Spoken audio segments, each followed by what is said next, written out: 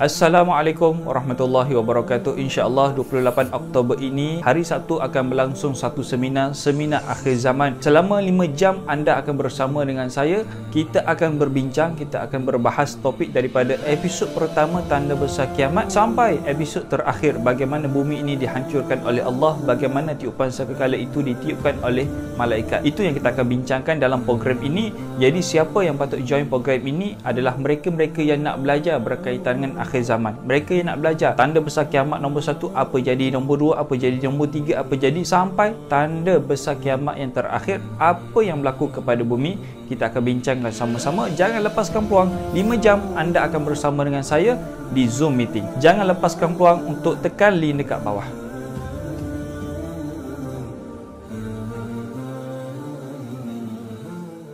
Peperangan Malhamatul Kubra ataupun lebih dikenali sebagai peperangan Armageddon. Ini sesuatu peperangan yang pasti dan akan berlaku seperti mana telah pun disebut oleh Nabi SAW, yang mana peperangan ini Islam akan diketuai oleh Al-Mahdi. Al-Mahdi akan mengetuai pasukan Islam dan pasukan musuh mereka akan bersatu di bawah satu panji. Setiap daripada mereka akan bawa bendera masing-masing, panji masing-masing, dan panji itu, bendera itu mewakili sebuah negara. Maka akan ada 80 buah panji dan mewakili 80 buah negara yang akan menentang pasukan Islam. Sebab itulah peperangan Malhamatul Kubra ini, kata Nabi, bumi tak pernah menyaksikan satu peperangan yang lebih dahsyat daripada peperangan ini. Sungguh bumi telah pun melihat peperangan dunia yang pertama, dahsyat. Peperangan dunia yang kedua, 75 hingga 85 juta orang yang mati. Tapi ketahuilah, peperangan Armageddon ini lebih dahsyat daripada peperangan dunia yang pertama, lebih dahsyat daripada peperangan dunia yang kedua.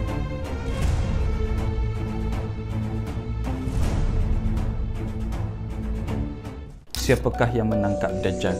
Kita tahu satu hadis Nabi SAW, Tamim ibn Darus, sahabat Nabi, bertemu dengan Nabi, bercerita kepada Nabi secara kebetulan Allah takdirkan sekumpulan para sahabat bertemu dengan Dajjal di sebuah pulau. Mereka melihat Dajjal dalam keadaan ditangkap, tangan dan kakinya diikat dengan satu rantai yang kuat.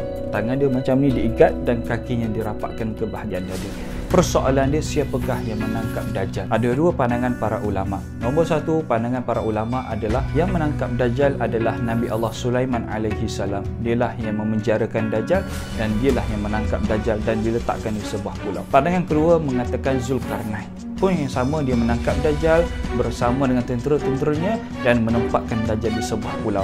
Cuma yang mana satu kebenaran, nanti kita akan bincang dalam seminar akhir zaman. Jangan lepaskan peluang ini.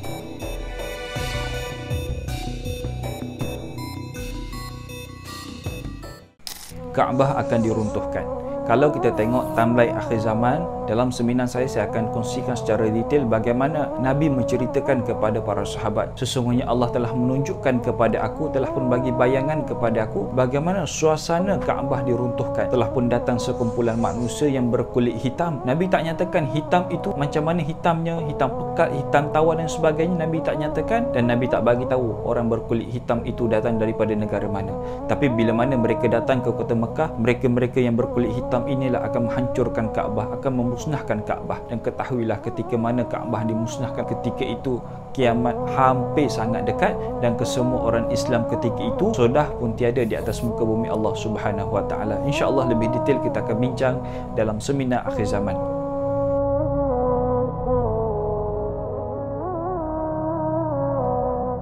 Palestin akan dirampas.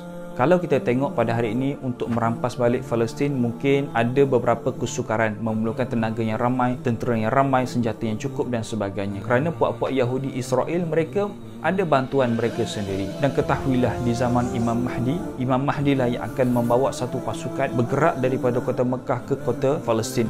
Mereka lah akan membuka kota Palestin, mereka lah akan merampas balik kota Palestin. Dan ketika itulah Imam Mahdi akan membina satu kerajaan baru, kerajaan Islam baru berpusat di Palestin, dan seluruh negara-negara Islam di dunia akan berpusat, akan mengikut kepimpinan Imam Mahdi.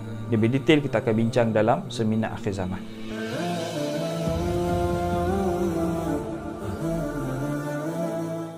Kelaparan di zaman Dajjal. Kelaparan di zaman Dajjal adalah suatu isu yang dibincangkan oleh Nabi SAW. Kerana di zaman Dajjal, hari pertama Dajjal keluar, bumi tidak akan menghasilkan makanan walaupun sedikit. Langit tidak akan turunkan hujan walaupun sedikit. Yang menyebabkan di atas muka bumi ketika itu tidak ada satu orang langsung yang menyimpan makanan. Dalam peti setiap rumah masing-masing tidak ada makanan. Kenapa isu ini sangat penting? Kerana ketika itulah bila mana manusia lapar, apa yang akan jadi? Akan jadi rusuhan. Manusia sudah pun hilang pertimbangan mereka, yang mana satu baik, yang mana satu buruk. Manusia akan melakukan pelbagai jenis rupa semata-mata nakkan makanan. Cuba bayangkan di zaman Dajjal, bukan setakat beras, semua jenis makanan di atas muka bumi sudah tidak ada. Di hari pertama Dajjal keluar, dan ketika itulah manusia pergi kepada Dajjal. Mereka akan menjual iman mereka, menjual iman untuk dapatkan makanan, menjual iman untuk dapatkan minuman, dan menjual iman mereka untuk mendapatkan harta. Lebih detail kita akan bincang di seminar akhir zaman selama 5 jam.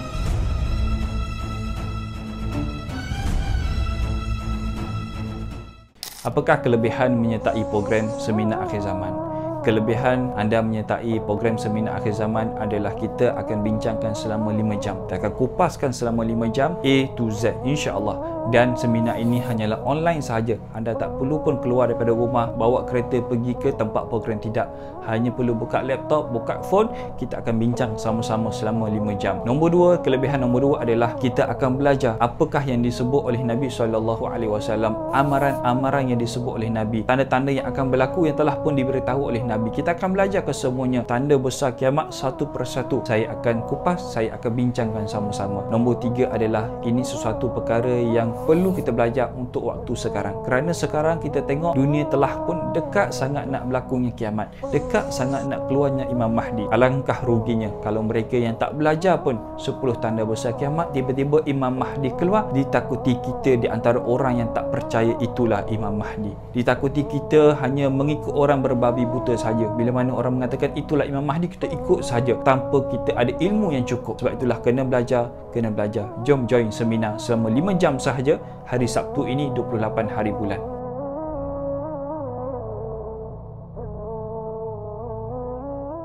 Siapakah yang akan melihat kiamat? Kiamat sesuatu perkara yang pasti akan berlaku, yang telah dijanjikan oleh Allah Subhanahu Wa Taala. Kiamat akan berlaku, hanya aku sahaja yang tahu bila ia akan berlaku. Dan ketahuilah, sesiapa sahaja yang melihat kiamat, kesemua daripada mereka yang melihat kiamat adalah dalam kalangan api neraka Allah Subhanahu Wa Taala. Dan mereka yang melihat kiamat adalah mereka yang tidak beriman kepada Allah, walaupun sebesar zarrah mereka tidak ada iman dalam hati mereka. Mereka beginilah yang akan melihat kiamat, dan mereka yang melihat kiamat akan ditempatkan di dalam api neraka Allah Subhanahu Wa Taala. Lebih detail kita akan bincangkan dalam seminar akhir zaman selama 5 jam. Siapakah yang melihat kiamat? Di manakah perginya orang Islam sebelum berlakunya kiamat? 5 jam kita akan bincang seminar akhir zaman. Jangan lepaskan peluang, tekan link dekat bawah. Kita ber-Zoom meeting sama-sama 28 hari bulan hari Sabtu ini.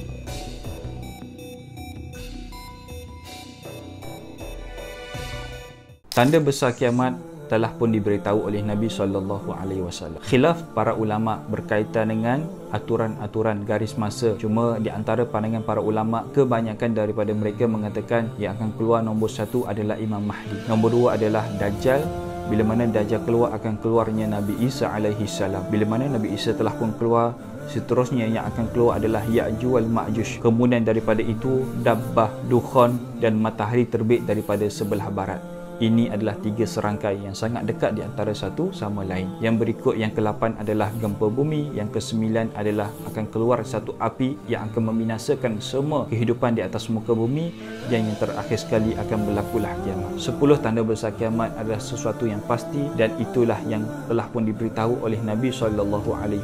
Nak tahu lebih detail apakah berlaku di zaman Imam Mahdi, apakah berlaku di zaman Dajjal, kenapa Nabi Isa keluar selepas Dajjal, kenapa Ya'juj wal Ma'juj keluar selepas Nabi Isa, itu semua kita akan bincangkan dalam seminar akhir zaman. Jangan lepaskan peluang, sama-sama kita berdiskusi, sama-sama kita berbincang selama 5 jam di Zoom meeting. Tekan link dekat bawah. Assalamualaikum.